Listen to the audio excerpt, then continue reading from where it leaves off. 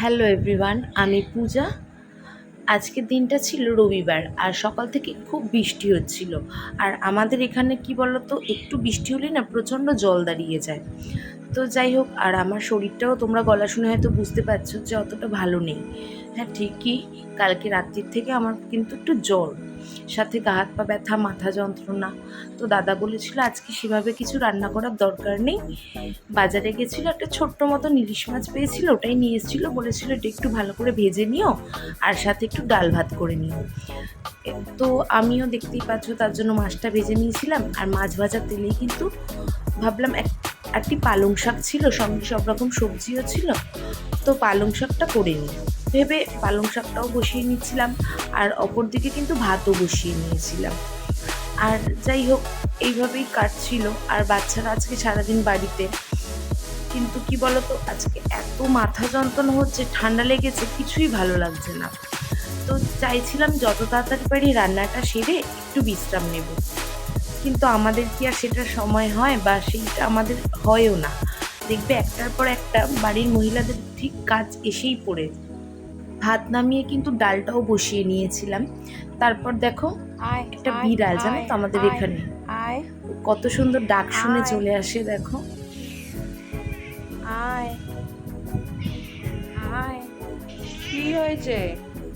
কি কি কি কি কি হয়েছে? আবার যাই দিক ওদিক, দাঁড়া। আসলে ওরা বলতে পারে না, কিন্তু ওদের মায়া খুব। আর এর পাশে দেখতে দেখতে আমার একটা ফ্লিপকার্টে অর্ডারও ছিল, সেটাও কিন্তু ডেলিভারি চলে এসেছিল। তো সেটাই রিসিভ করে নিচ্ছিলাম, সেটাও ফাঁকে তোমাদের সঙ্গে তাও একটু শেয়ার করে নিলাম। আর আনবক্সিং করতে আমার আর বিশ্বাস করে একদম ভালো লাগছিল না। তো দাদা বাড়িতে ছিল, ওকেই বললাম যে তুমি আনবক্সিংটা করো, দেখি কেমন এসেছে। তো দেখতেই পাচ্ছ আমি এখানে একটা সাফারি ট্রলি অর্ডার করেছিলাম। আসলে কিছুদিন পর আমরা এক জায়গায় ঘুরতে যাওয়ার কথা চলছে না পুরোপুরি, সবই ঠিক, মানে আমাদের টিকিট কাটাও হয়ে গেছে, হোটেল বুকিংও হয়ে গেছে। তো তার জন্য আমার অলরেডি একটা ট্রলি আছে। আর ব্যাগ না টানতে ভীষণ কষ্ট, ব্যাগও কিন্তু বানানো আছে, কিন্তু ভাবলাম যে বাচ্চাদের একটা ট্রলি হয়ে যাবে, আমাদের একটা ট্রলি হয়ে যাবে, সেই কারণে বাচ্চাদের জন্য কিন্তু এই ট্রলিটা অর্ডার করে নিয়েছিলাম।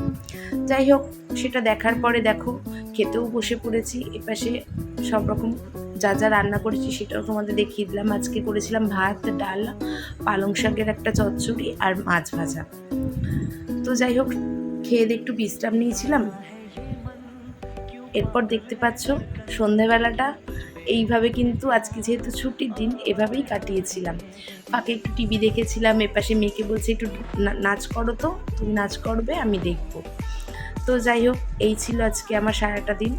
তো যদি তোমাদের ভিডিওটা ভালো লেগে থাকে অবশ্যই কিন্তু আমাকে তোমরা সাপোর্ট করো, ভালোবাসা দিও, আর এভাবেই পাশে থেকো।